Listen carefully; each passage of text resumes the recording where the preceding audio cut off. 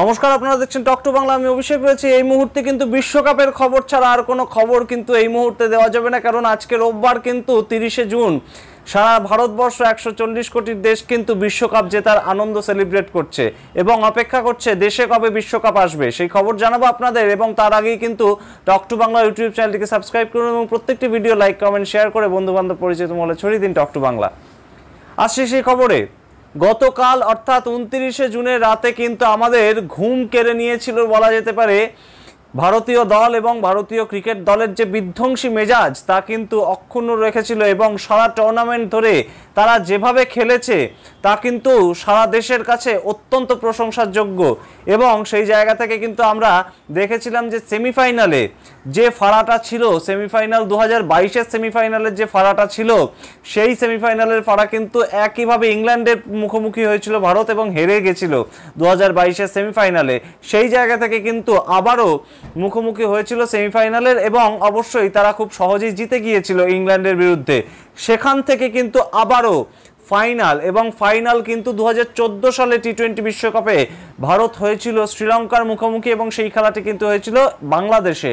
সেখানে কিন্তু ভারতকে হেরে যেতে হয়েছিল শ্রীলঙ্কার বিরুদ্ধে। সুতরাং দীর্ঘদিনের অপেক্ষা, এবং আমরা অবশ্যই মনে রাখবো যে ওয়ানডে ফরম্যাটে কিন্তু 2023 সালের 19শে নভেম্বরের যে আমাদের খুব খারাপ স্মৃতি এখনও আমাদের তাড়া করে বেড়াতো 28শে জুন পর্যন্ত কিংবা 29শে জুন সকাল পর্যন্ত, তা কিন্তু এখন সম্পূর্ণভাবে কেটে গিয়েছে এবং সারা ভারতবর্ষ কিন্তু এখন উচ্ছ্বাসে ফেটে পড়ছে। এবং তার মধ্যে কিন্তু সবচেয়ে তাৎপর্যপূর্ণ, রাত্রিবেলা ভারতবর্ষ বিশ্বকাপ জেতার পরেই কিন্তু নরেন্দ্র মোদী দেশের প্রধানমন্ত্রী তিনি কিন্তু ভিডিও বার্তার মাধ্যমে ভারতকে শুভেচ্ছা জানান।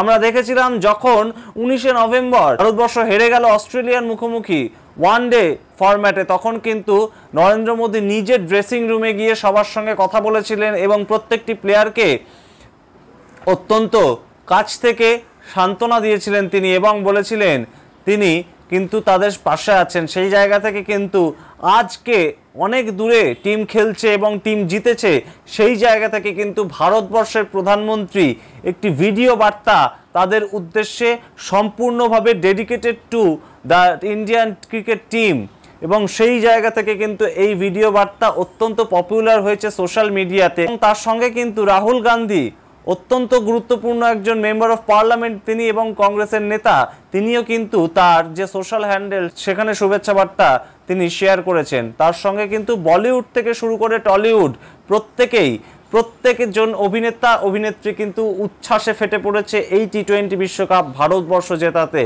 এবং 2007, 2011 এবং তারপর থেকে কিন্তু আমাদের হাতে আর বিশ্বকাপ ধরা দিচ্ছিল না।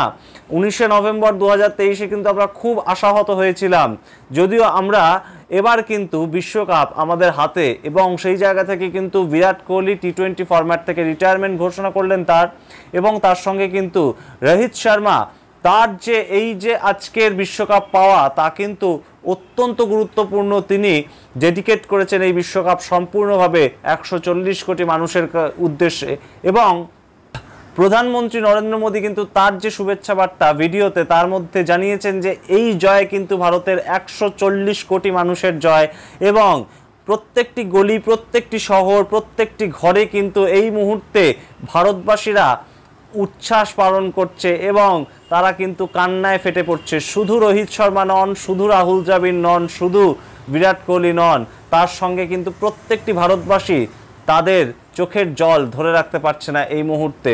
আমরা জানাবো যে গতকাল যে বিশ্বকাপ হলো সেখানে কিন্তু ম্যান অফ দ্য ম্যাচ অর্থাৎ প্লেয়ার অফ দ্য ম্যাচ হয়েছেন বিরাট কোহলি, কারণ বিরাট কোহলি কিন্তু একটু বিধ্বংসী ইনিংস খেলেছেন। 176 রানের যে টার্গেট দিয়েছিল ইন্ডিয়া, সেই ক্ষেত্রে কিন্তু বিরাট কোহলির অবদান ছিল 76 রানের, যেখানে দেখেছিলাম প্রথমে ইন্ডিয়ার ব্যাটিং অর্ডার বেশ খানিকটা ফেল করেছে। সেখানে কিন্তু বিরাট কোহলি তার যে পুরনো এক্সপিরিয়েন্স এবং তার যে পুরনো স্ট্যামিনা সেটাকে কালকে ধরে রেখে, স্নায়ুর চাপকে ধরে রেখে এবং স্নায়ুর চাপ রক্ষা করে কিন্তু তিনি তার বিধ্বংসী 76 রানের একটি ইনিংস খেলেছেন, এবং তার উপরে ভিত্তি করেই কিন্তু ইন্ডিয়া কালকে 176 রানের টার্গেটটি দিতে পেরেছিল।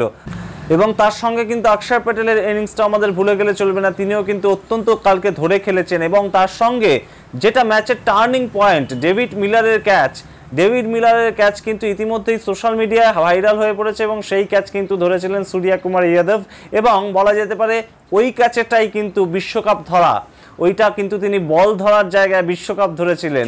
রোহিত শর্মার যে ক্যাচ 19 নভেম্বর যেভাবে তারা ধরেছিল অস্ট্রেলিয়ার টিম, সেই জায়গা থেকে কিন্তু আজকে 29 জুন সাউথ আফ্রিকার ডেভিড মিলারের ক্যাচ সূর্য কুমার যাদব যে রকমভাবে ধরেছেন এবং তা কিন্তু অত্যন্ত প্রশংসার যোগ্য এবং অবশ্যই ইতিহাসে থাকার মতন একটি ক্যাচ, এবং সেটি কিন্তু বিশ্বকাপ পাওয়ার অত্যন্ত গুরুত্বপূর্ণ একটি চাবিকাঠি হয়েছে বলেই মনে করছে ক্রিকেট বিশেষজ্ঞ মহল।